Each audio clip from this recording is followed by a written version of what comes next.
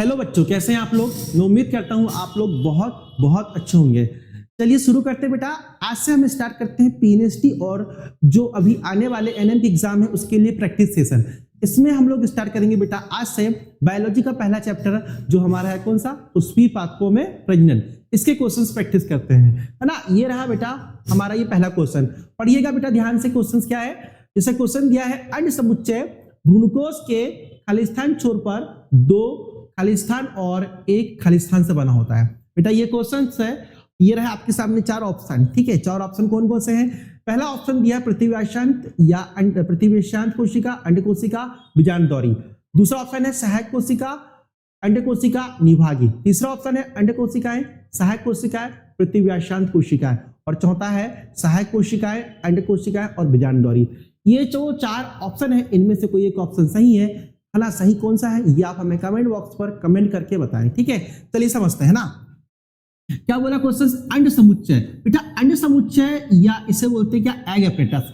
ये जो egg apparatus होता है ये किसमें उपस्थित होता है बेटा, ये होता है भ्रूणकोश में, या ये प्रेजेंट होता है एम्ब्रियो सेक में। ठीक है, और आपने पढ़ा होगा एम्ब्रियो सेक का स्ट्रक्चर इस टाइप से होता है। ठीक है, इसमें एक पार्ट होता है कौन सा, चैलेजल। एक पार्ट कौन सा होता है, चैलेजल। और एक पार्ट कौन सा होता है, माइक्रोपाइलर। माइक्रो अगर बात करें कौन सा होता है, पाइलर। ठीक है, ये सब बोलते हैं बीजांड द्वारी सिरा। ठीक है, तो ये से चैलेजल वाले पार्ट पर अगर बात करें बेटा तो 3 कोशिकाएं होती है इस टाइप से। इन्हें बोलते हैं कौन सी कोशिका बेटा, प्रतिमुखी कोशिकाएं।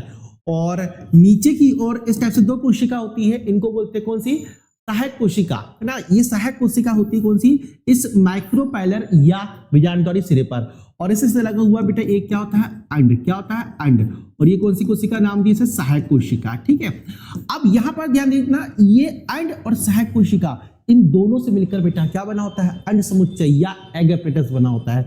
और ये होता है कहां, इस भ्रूणकोश के या इस एम्ब्रियो सेक के इस बीजांड द्वारी सिरे पर या माइक्रोपाइलर एंड पर होता है। ठीक है, तो अंड समुच्चय भ्रूणकोश के कहां पर होता है बेटा, बीजांड द्वारी सिरे पर होता है। ठीक है ना। क्या लिखा छोर पर, 2 क्या होती है, सहायक कोशिका। बेटा सहायक कोशिका कितनी होती है, 2। या सिनर्जाइड सेल्स कितनी होती है, 2। ठीक है, और एक क्या होता है, अंड। ठीक है, तो इसका सही आंसर कौन सा होगा, सिनर्जाइड्स, एग सेल एंड माइक्रोपाइलर। ठीक है, अब चलते हैं हम अगले क्वेश्चंस की ओर, है ना।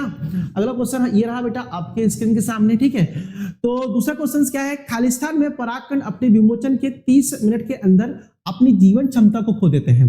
बेटा परागकणों की अगर हम बात करें लाइफ स्पेन पीरियड, अगर हम बात करें कैसा होता है, लिमिटेड होता है। कुछ परागकणों में अगर बात करें महीने भर का होता है, कुछ में अगर बात करें कुछ घंटों का होता है, या कुछ में अगर बात करें जैसे आधा घंटे का भी होता है। ठीक है, तो अगर बात करें ये 4 ऑप्शन है, इनमें से किसमें परागकणों की जो जीवन क्षमता है 30 मिनट की होती है ना। तो जैसे पहला ऑप्शन गुलाब, आलू, मटर, गेहूं, है ना। ये ऑप्शन है बेटा पहला, जैसे गुलाब, आलू, मटर, गेहूं, इनमें से कौन सा सही है। तो देखिए अगर हम बात करें जैसे गेहूं हो गया, इसी के साथ में अगर हम बात करें धान हो गया, ये जो पौधे होते हैं इनके परागकणों की जो क्षमता होती है बेटा ओनली फॉर 30 मिनट की होती है। लेकिन अगर हम यहीं पर बात करें कुछ फैमिली, जैसे अगर बात करें सोलेरेसी फैमिली है, रोजेसी फैमिली है, इन फैमिली के जो प्लांट्स है इनके परागकणों की बात करें तो उनके परागकणों की जो जीवन क्षमता होती है वो अगर बात करें महीने भर तक कैसी होती है, बनी रहती है। ठीक है, तो इसका सही आंसर कौन सा हो गया, गेहूं। ठीक है, चलते हैं अगले क्वेश्चन की ओर। अगला क्वेश्चन हमारा कौन सा है, निम्न ताप परिरक्षण खालिस्तान तापमान पर तरल नाइट्रोजन में परागकणों जैसे पदार्थों को संरक्षित करने की एक तकनीक होती है। बेटा जो परागकण होते हैं उनको तरल नाइट्रोजन में हम लोग क्या करके रखते हैं, संरक्षित, है ना, या लिक्विड नाइट्रोजन में उन्हें हम संरक्षित करके रखते हैं। ठीक है, तो अगर हम बात करें वहां पर टेम्परेचर, ये तापमान कितना रखते हैं। ठीक है, ये ऑप्शन हमारे पास है। जैसे पहला ऑप्शन दिया -150 डिग्री सेंटीग्रेड, सेकंड है 77.15 केल्विन, है ना। तीसरा ऑप्शन है -210 डिग्री सेंटीग्रेड और चौथा है 110 केल्विन। बेटा इसमें से सही आंसर जो होगा हमारा कौन सा होगा, 77.15 केल्विन। और अगर बात करें इसे हम कन्वर्ट करें किसमें, सेल्सियस में, तो आंसर आएगा 196 डिग्री सेंटीग्रेड। तो बेटा ये दोनों आपको पता होनी चाहिए, सेल्सियस में कितना होता है और केल्विन में कितना होता है। ये दोनों प्रकार से एग्जाम में पूछे जा सकते हैं। ठीक है, तो केल्विन में होता है 77.15 केल्विन, और अगर बात करें सेल्सियस में तो सेल्सियस में -196 डिग्री सेंटीग्रेड होता है। ठीक है, तो ये रहा हमारा तीसरा क्वेश्चन का आंसर। अब चलते हैं अगले क्वेश्चन की ओर, है ना। अगला क्वेश्चन ये रहा, है ना। क्या लिखा बेटा, निम्नलिखित में से कौन एक कैलिसी भित्ति से घिरा होता है, मतलब कौन कैलिस भित्ति से घिरा होता है। तो आप लोग को पता होगा मेरे ख्याल से बेटा कैलिस भित्ति से कौन घिरा होता है ना। चलो आंसर के ऊपर हम डिस्कस करेंगे। ये रहा आपके सामने पहले 4 ऑप्शन। तो जैसे पहला ऑप्शन है लघु बीजाणु मात्र कोशिका, दूसरा नरयुग्मक, तीसरा अंड कोशिका, चौथा परागकण। ये रहे 4 ऑप्शन। इनमें से जो सब सही आंसर जो है बेटा कौन सा है, सही आंसर हमारा कौन सा है, लघु बीजाणु मात्र कोशिका, या इसे बोलते हैं बेटा क्या, माइक्रोस्पोर मदर सेल। इसे बोलते हैं बेटा क्या, माइक्रोस्पोर मदर सेल, या इसका कोई नाम बोलते हैं पॉलन मदर सेल। ठीक है, ये जो पॉलन मदर सेल होती है या माइक्रोस्पोर मदर सेल होती है, ये बेटा किससे, कैलोस वॉल से। किससे, कौन सी वॉल से, कैलोस वॉल से या कैलोस भित्ति से। कैसी होती है, घिरी होती है। आपको पता होगा ये माइक्रोस्पोर मदर सेल या पॉलन मदर सेल किससे बनती है, जो स्पोरोजेनस टिश्यू होता है वही कन्वर्ट किसमें होता है, इस माइक्रोस्पोर मदर सेल में। ठीक है, चलते हैं अगले क्वेश्चन की ओर, है ना। अगला क्वेश्चन कौन सा है, यूबिस निकाय स्रावित होता है, मतलब इस यूबिस बॉडी को कौन सीक्रेट करता है ना। तो बेटा जो यूबिस बॉडी होती है उससे सीक्रेट कौन करता है ना। ऑप्शन ये रहे आपके सामने 4, जिसे बीजांड है पहला, दूसरा टेपिटम है, तीसरा ये दोनों, चौथा इनमें से कोई नहीं। तो बेटा जो यूबिस बॉडी है उसे रिलीज कौन करता है, टेपिटम रिलीज करता है। कौन रिलीज करता है, ये जो टेपिटम होता है, ये टेपिटम नष्ट होने से पहले यूबिस बॉडी को रिलीज करता है। बेटा यहां पर ध्यान दीजिएगा, ये जो टेपिटम है ये क्या है बेटा, ये आपने पढ़ा होगा एंथर, एंथर या परागकोश। परागकोश की जो भित्ति होती है, कितनी भित्ति होती है, 4 पढ़ा होगा। पहली बाहरी भित्ति कौन सी होती है, एपिडर्मिस। उसके अंदर की ओर चले तो दूसरी भित्ति कौन सी होती है, एंडोथीसियम। और उसके अंदर की ओर चले तो तीसरी भित्ति कौन सी होती है, मिडिल लेयर। और सबसे आंतरिक जो वॉल होती है या सबसे जो आंतरिक परत होती है वो किसकी होती है, टेपिटम। और ये टेपिटम जो होता है नष्ट होने से पहले क्या रिलीज करता है, यूबिस निकाय या यूबिस बॉडी को रिलीज करता है। ठीक है, चलिए आगे की ओर बढ़ते हैं ना। अगला क्वेश्चन हमारा ये रहा, कैपिटल कोशिकाएं कैसे द्विकेंद्रीय बन जाती है ना। ऑप्शन रहे 4। पहला ऑप्शन है अर्धसूत्री विभाजन फर्स्ट के द्वारा, दूसरा समसूत्री विभाजन, तीसरा ऑप्शन अंतःसूत्री विभाजन के द्वारा, और चौथा ऑप्शन है सुसूत्री विभाजन के द्वारा। तो बेटा इसका जो सही आंसर होगा क्या होगा, ये तो आप हमें कमेंट बॉक्स में आप करके बता देंगे, है ना। तो चलिए हम समझते हैं इसका जो सही आंसर होगा क्या होगा बेटा, अंतःसूत्री विभाजन द्वारा। अंतःसूत्री विभाजन या बेटा इसे क्या बोलते हैं, एंडोमाइटोसिस। इस एंडोमाइटोसिस के द्वारा अगर हम बात करें तो जो टेपिटल की कोशिकाएं या टेपिटम की जो कोशिकाएं होती है वो कैसी बन जाती है, द्विकेंद्रीय। कैसी बन जाती है, द्विकेंद्रीय। चलो अगले क्वेश्चन की ओर चलते हैं। अगला क्वेश्चन हमारा ये रहा, अधिकांश आवर्त विधि में, मतलब भाई मेजोरिटी अगर बात करें ऑफ एंजियोस्पर्म जो होते हैं उनमें कौन सी विशेषता पाई जाती है ना। तो अगर हम बात करें ये 4 ऑप्शन है ना। पहला ऑप्शन दिया, अंड में एक तंतुरूपी समुच्चय होता है। दूसरा ऑप्शन हमारा कौन सा है, अनेक प्रतिव्यासांत कोशिकाएं होती है। तीसरा ऑप्शन है न्यूनकारी विभाजन, गुरु बीजाणु मात्र कोशिका में होता है। चौथा है भ्रूणकोश में एक छोटी केंद्रीय कोशिका उपस्थित होती है। तो बेटा इसका जो सही आंसर होगा वो होगा हमारा कौन सा, तीसरा। तीसरा क्या है, न्यूनकारी विभाजन गुरु बीजाणु मात्र कोशिकाओं में होता है। मतलब हम बोल सकते हैं तीसरा आंसर कैसा होगा, सही। मतलब रिडक्शन जो डिवीजन होता है वो किसमें, मेगास्पोर मदर सेल में। किसमें प्रेजेंट होता है बेटा, मेगास्पोर मदर सेल में ही रिडक्शन डिवीजन कैसा होता है, प्रेजेंट। तो हमारा सही आंसर हो जाएगा तीसरा नंबर का। ठीक है, चलते हैं अगले क्वेश्चन की ओर। अगला क्वेश्चन हमारा कौन सा है, अगला क्वेश्चन है अनिषेक जनित टमाटर फल खालिस्तान द्वारा उत्पादित किए जाते हैं। बेटा अनिषेक जनित या इसे हम बोलते हैं क्या, पार्थिनोकॉर्पिक फ्रूट, है ना। देखो पार्थिनोकॉर्पिक मतलब बिना निषेचन के फल का निर्माण करना, है ना। उसे हम लोग बोल सकते हैं क्या, पार्थिनोकॉर्पिक फ्रूट, या उसे बोल सकते हैं अनिषेक जनित फल। ठीक है, अब यहां पर ध्यान देना, हम किसके द्वारा उत्पादित कर सकते हैं, तो इससे संबंधित 4 ऑप्शन। जैसे पहला ऑप्शन हमारे पास कौन सा है, परागकणों के निर्मुक्त होने से पहले पुष्पों के पुंमंग को हटाकर। दूसरा है जिब्रेलिक अम्ल और ऑक्सिन की कम सांद्रता के साथ पादप को उपचारित करके। तीसरा ऑप्शन है पादप को वर्णीकृत बीजों से उगाकर, है ना। चौथा ऑप्शन है कौन सा, पादपों को फेनिल मर्क्यूरिक एसीटेट से उपचारित करके। तो बेटा जो हमारा सही आंसर होगा वो कौन सा होगा, सेकंड नंबर का, कि जिब्रेलिक अम्ल और ऑक्सिन की कम सांद्रता के साथ पादप को उपचारित करके, है ना। तो कौन सा नंबर का ऑप्शन होगा हमारा, सेकंड नंबर का। ठीक है, चलिए अगर हम बात करें अगले क्वेश्चन की ओर चलते हैं। बेटा अगला क्वेश्चन सही रहा आपके सामने, कौन सा निम्नलिखित में से कौन सा सही नहीं है। मतलब बेटा ये 4 स्टेटमेंट है, इनमें से कौन सा रॉन्ग है यह हमें बताना है। ठीक है, क्या बोल रहे हैं, कौन सा कथन, या अगर हम बात करें इनमें से कौन सा पॉइंट सही नहीं है, है ना, या कौन सा करेक्ट नहीं है। ठीक है, तो पहला ऑप्शन दिया है जैसे जैसे बीज परिपक्व होते हैं तो उसके अंदर जल की मात्रा घटने लगती है। सीधी सी बात बेटा, जब बीज परिपक्व होता है तो उसमें जल की मात्रा कैसे होने लगती है? कम होने लगती है। सेकंड क्या दिया? बीज प्रसुप्ति सामान्य जीवनक्षम बीजों को पीढ़ी का आंतरिक या जीवनक्षम संदर्भ है, ये भी सही है बेटा।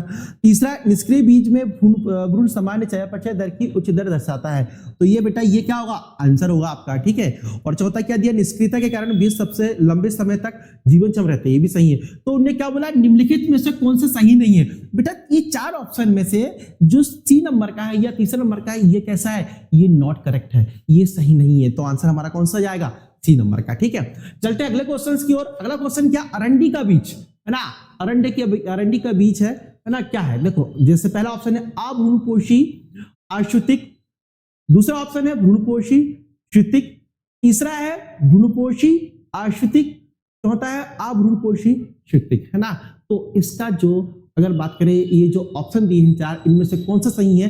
चलिए समझते हैं। इसका जो सही आंसर होगा कौन सा होगा? भ्रूणपोषी श्रुतिक, या हम इसे बोलते हैं एंडोस्पर्मिक, अगर बात करें एल्बुमिनस। ठीक है, चलते हैं, ये हमारा क्वेश्चन का आंसर हो गया। चलते हैं अगले क्वेश्चन की ओर, है ना।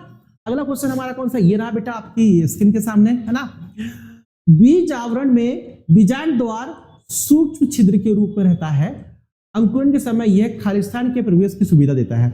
हाँ बेटा, देखो अब आपने पढ़ा होगा बीजांड की संरचना में क्या होता है? बीजांड द्वार। क्या होता है? बीजांड द्वार। ठीक है, तो बीजांड द्वार में क्या होता है? छिद्र होता है। सीधी सी बात, आपने पढ़ा होगा बीजांड द्वार मतलब आपने पढ़ा होगा बेटा ओव्यूल का स्ट्रक्चर, बीजांड की संरचना। उस बीजांड की संरचना में क्या होता है? बीजांड द्वार होता है, माइक्रोपाइल होता है। तो वो जो माइक्रोपाइल होता है वो उसमें एक छोटा सा छिद्र होता है, वो किसमें हेल्प करता है? बीज में। ठीक है, या ऑक्सीजन के प्रवेश में हेल्प करता है या फिर जल के प्रवेश में हेल्प करता है। ठीक है, देखो पहला सही भाई। देखो अगर बात करें यहाँ पर ध्यान दें, जैसे केवल फर्स्ट या केवल सेकंड, फर्स्ट और सेकंड दोनों, या ना तो फर्स्ट ना तो सेकंड।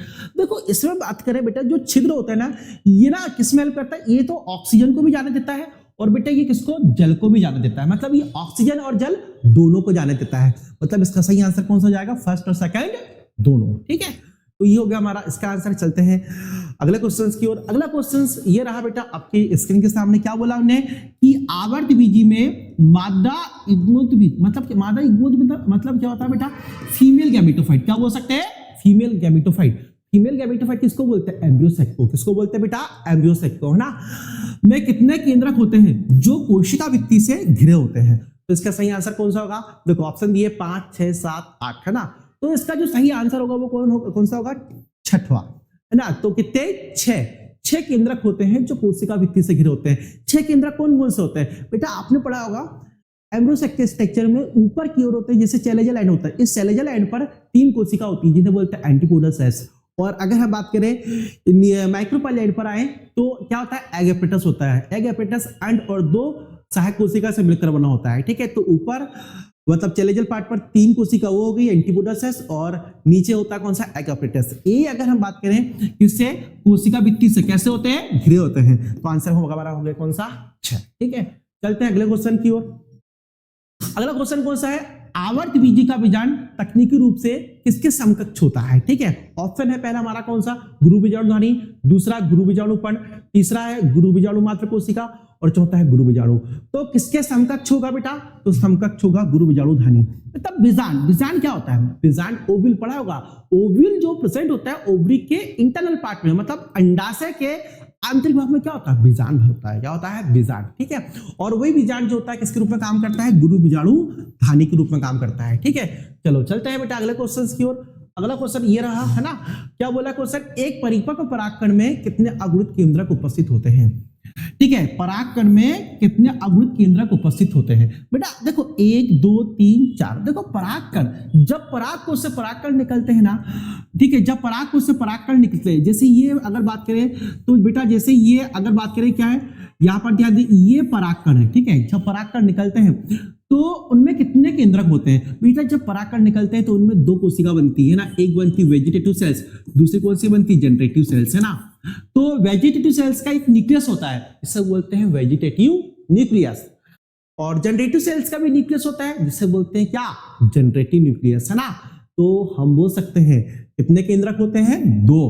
पहला केंद्रक कायिक कोशिका का कायिक केंद्रक, दूसरा जनन कोशिका का जनन केंद्रक। ठीक है, चलते हैं अगले क्वेश्चन की ओर, है ना। अगला क्वेश्चन क्या बोला, बीजांड के प्रवेश द्वार पर तंतुरूपी समुच्चय क्या करता है। बेटा बीजांड के प्रवेश द्वार पर तंतुरूपी मतलब क्या, फिलीफॉर्म अपरेटस होता है ना। ये किसमें हेल्प करता है, देखो पहला ऑप्शन दिया, ये परागनलिका को एक सहायक कोशिका में प्रवेश करने में सहायता करता है। दूसरा, यह भ्रूणकोश में एक से अधिक परागनलिका के प्रवेश को रोकता है। तीसरा है, ये परागनलिका को खोलता है। और चौथा है, ये परागनलिका को एक सहायक कोशिका से अंड कोशिका की ओर निर्देशित करता है। ये चार ऑप्शन है बेटा। इनमें से अगर हम बात करें सही जो आंसर होगा, है ना, वो कौन सा होगा, फर्स्ट वाला, कि यह परागनलिका को एक सहायक कोशिका में प्रवेश करने में सहायता करता है। ठीक है, कौन सहायता करता है, तंतुरूपी समुच्चय, या जिसे हम लोग क्या बोलते हैं बेटा, फिलीफॉर्म एपरेटस। ठीक है, तो सही आंसर हमारा हो जाएगा कौन सा, फर्स्ट नंबर का। ठीक है, चलिए चलते हैं अगले क्वेश्चन की ओर। अगला क्वेश्चन हमारा कौन सा है, एक कार्बनिक पदार्थ जो पर्यावरणीय चरम का सामना कर सकता है और इसे किसी भी एंजाइम द्वारा अपघटित नहीं किया जा सकता। ठीक है भाई, देखो उपचर्म मतलब अगर बात करें क्यूटिकल हो गई, स्पोरोपोलिन, लिग्निन, सेलुलोज। तो इसका जो सही आंसर होगा बेटा वो कौन सा होगा, ये तो आप सभी लोग जानते हैं ना। तो इसका सही आंसर कौन सा होगा, स्पोरोपोलिन। बेटा ये जो स्पोरोपोलिन है ना, इसे कोई भी एंजाइम नष्ट नहीं कर सकता, ना कोई अम्ल इसे नष्ट कर सकता है, ना कोई क्षार इसे नष्ट कर सकता है, ना इसके ऊपर कोई अधिक तापमान का प्रभाव पड़ेगा, ना अधिक आर्द्रता का प्रभाव पड़ेगा। तो ये सारी कंडीशन को सहन कर सकता है, समझ में आया। ये जो स्पोरोपोलिन होता है ना, इसे कोई भी एंजाइम अभी तक डिस्कवर किया ही नहीं गया है जो इसे क्या कर सके, डिस्ट्रॉय कर सके। बेटा यहाँ पर ध्यान दीजिएगा, है ना। स्पोरोपोलिन क्या करता है, आपने पढ़ा होगा पॉलिन ग्रेन्स का स्ट्रक्चर पढ़ा है, परागकण की संरचना, है ना। परागकण की संरचना में सबसे जो बाहरी भाग होता है वो कौन सा होता है, एक्साइन। और जो एक्साइन होती है वो किससे बनी होती है, स्पोरोपोलिन से बनी होती है। ठीक है, चलते अगले क्वेश्चन की ओर। इनमें से कौन एक द्विगुणित संरचना है। द्विगुणित मतलब बेटा क्या होता है, डिप्लॉयड स्ट्रक्चर, है ना। डिप्लॉयड स्ट्रक्चर कौन सा है, परागकण है क्या, है ना, या फिर अंड कोशिका है, क्या गुरु बीजाणु है, या फिर एमएमसी। एमएमसी मतलब क्या होता है बेटा, गुरु बीजाणु मात्र कोशिका, या इसे बोलते हैं क्या, मेगास्पोर मदर सेल। ठीक है, तो इसका सही आंसर होगा कौन सा, मेगास्पोर मदर सेल। ये मेगास्पोर जो मदर सेल होती है ये कैसी होती है, डिप्लॉयड। कैसी होती है, डिप्लॉयड। ये किससे बनती है बेटा, ये भी स्पोरोजेनस टिश्यू से बनती है। ठीक है, क्या बनती है, मेगास्पोर मदर सेल, और ये कैसी होती है, डिप्लॉयड। ठीक है, चलो चलते हैं अगले क्वेश्चन की ओर। अगला क्वेश्चन हमारा कौन सा है, अगला क्वेश्चन है, आवर्तविजी में नर युग्मक खालिस्तान के विभाजन से बनते हैं। नर युग्मक भाई किसके विभाजन से बनते हैं, अभी हमने आपको बताए थे कि जो परागकण 60% एंजियोस्पर्म में पराग से जो परागकण निकलते हैं वो कितनी कोशिका अवस्था में निकलते हैं, 2 कोशिका अवस्था में। उनमें होती एक कौन सी, कायिक कोशिका, दूसरी होती कौन सी, जनन कोशिका। और अगर हम बात करें अंकुरण के बाद, ये परागकणों का अंकुरण के बाद, ये जर्मिनेशन के बाद जो जनन कोशिका होती है, इनमें समसूत्री विभाजन के बाद कितने नर युग्मक बनते हैं, 2 नर युग्मक। तो जो नर युग्मक है बेटा, है ना, इस कौन सी कोशिका के विभाजन से बनते हैं, तो हम बोल सकते हैं जनन कोशिका के। किसके, जनन कोशिका, या जनरेटिव सेल ही डिवाइड होकर कितने मेल गैमेट्स बनाती है, 2। इसमें डिवीजन कौन सा होता है, इसमें ध्यान रखना, डिवीजन कौन सा होता है, इसमें माइटोसिस। कौन सा होता है, माइटोसिस, या इसे बोल सकते हैं विभाजन कौन सा होता है, समसूत्री विभाजन होता है। तो सही आंसर कौन सा हो गया, जनन कोशिका या जनरेटिव सेल्स। ठीक है, चलते हैं अगले क्वेश्चन की ओर। अगला क्वेश्चन हमारा कौन सा है, ये रहा, है ना। क्या है, परागकोश की भित्ति में निम्नलिखित में से कौन सी परत विकासशील परागकणों को पोषण देती है। बेटा परागकणों को पोषण कौन देता है, सीधी सी बात है, परागकणों को पोषण कौन देता है, तो परागकणों को पोषण देता है कौन, जैसे ऑप्शन दिया टेपिटम, बृहत्त्वचा, एंडोथीसियम, मिडिल लेयर। कौन देता है, तो ये जो टेपिटम होता है ना, ये टेपिटम अगर बात करें परागकणों को पोषण देता है। ये टेपिटम क्या है बेटा, परागकोश की सबसे आंतरिक परत। परागकोश में 4 भित्ति पढ़ा होगा, एपिडर्मिस, एंडोथीसियम, मिडिल लेयर, और क्या होती है, टेपिटम। तो सबसे आंतरिक परत जो टेपिटम होती है, ये न्यूट्रिशन प्रोवाइड करती है। किसको न्यूट्रिशन प्रोवाइड करती है, पॉलिन ग्रेन्स को या परागकणों को। सही आंसर हमारा कौन सा हो जाएगा, टेपिटम। चलते हैं अगले क्वेश्चन की ओर। अगला और हमारा लास्ट क्वेश्चन कौन सा है, पीसलियन के बाद भ्रूणकोश में केंद्रीय कोशिका क्या बन जाती है, जिसे ऑप्शन दिया है प्राथमिक भ्रूणकोश कोशिका, दूसरा है भ्रूणकोश, तीसरा है भ्रूण, और चौथा कौन सा, युग्मज। तो देखो बेटा आपने पढ़ा होगा कि जो दूसरा नर युग्मक होता है या सेकंड मेल गैमीट, है ना, पढ़ा होगा ना, दूसरा नर युग्मक पढ़ा होगा मेरे ख्याल से, दूसरा जो नर युग्मक होता है या second male gamete. Second male gamete कैसा होता है, हैप्लॉइड। कैसा होता है, हैप्लॉइड। ठीक है, सेकंड मेल गैमीट जो हैप्लॉइड होता है, ये भ्रूणकोश में क्या प्रेजेंट होता है, द्वितीयक केंद्रक, या इसे बोलते हैं क्या, सेकेंडरी न्यूक्लियस। ये कैसे होता है, डिप्लॉइड होता है ना। इन दोनों में फ्यूजन होता है, सेकंड मेल गैमेट और सेकेंडरी न्यूक्लियस, दोनों में फ्यूजन होता है और फ्यूजन के बाद एक स्ट्रक्चर बनता है जिसे बोलते हैं प्राइमरी एंडोस्पर्म सेल, या जिसे क्या बोलते हैं, प्राथमिक भ्रूणपोष कोशिका, है ना। समझ में आया बेटा। और ये कैसी होता है, एक कैसे स्ट्रक्चर होता है, ये ट्रिप्लॉइड स्ट्रक्चर होता है, ठीक है। तो सही आंसर कौन सा हो जाएगा हमारा, प्राथमिक भ्रूणपोष कोशिका या प्राइमरी एंडोस्पर्म सेल, ठीक है। तो बेटा ये हमने आज कुछ क्वेश्चंस प्रैक्टिस किए, है ना, कुछ भी पाठों में प्रेजेंट वाले चैप्टर के। इसी चैप्टर का बेटा बहुत जल्द हम पार्ट 2 भी रिलीज करेंगे, ठीक है। Thank you so much.